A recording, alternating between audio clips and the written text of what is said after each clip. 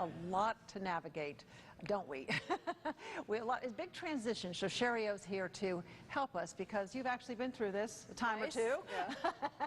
So you've got firsthand experience in all of this. And I know colleges take safety pretty seriously these days, but there are health issues that parents and students need to think about when they're going off to college. Right, and oftentimes we assume that our young adults are aware of these things or thinking about them, and they're really not. So it doesn't hurt to just mention them in advance. The biggest issue when it comes to health, Roxanne, is that dormitories are closed communities, and germs spread very quickly. So it's really important to keep that in mind and use your health habits. So for example, frequent hand washing, definitely not sharing anything your mouth touches that goes to drinks. It goes also to even to things like pillows. So kids aren't necessarily thinking about these kinds of things, and keeping your immune system as healthy as it can through diet and exercise and those types of things are really important. The other biggie is as soon as you start seeing signs of something, you need to intervene. It could be the difference between congestion and a common cold, or bronchitis or mononucleosis or something like that. Kids tend to delay those things. So make sure they use over-the-counter medications right away, see the student health center right away, those kinds of things. And then the last biggie is mental health issues.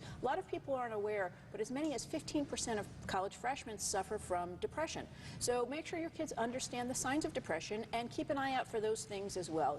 Inability to sleep, loss of appetite, loss of interest, difficulty focusing, those types of things. All right, and I know as I went off to school, there were kids who put social life as a priority, right, and they really had some problems getting the studying down. Right. How do parents work on that with their 18 or 19-year-old going off to college? It's a difficult slippery slope because kids are going to learn these social skills basically oftentimes by making their mistakes, and the biggest issues are sex and drinking, because those are the things that sort of open up to kids when they go to college. A lot of those mistakes we're never even going to hear about, which is actually maybe a good thing. I don't know, right?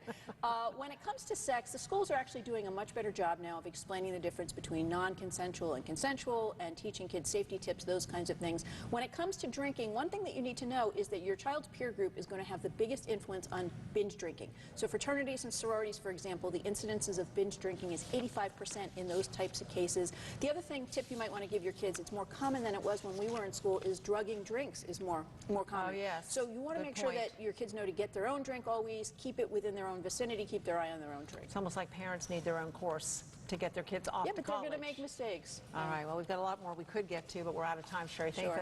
Thanks, though, for the tips and the help for parents. Let's send things over to Felicia for the latest on the tropics.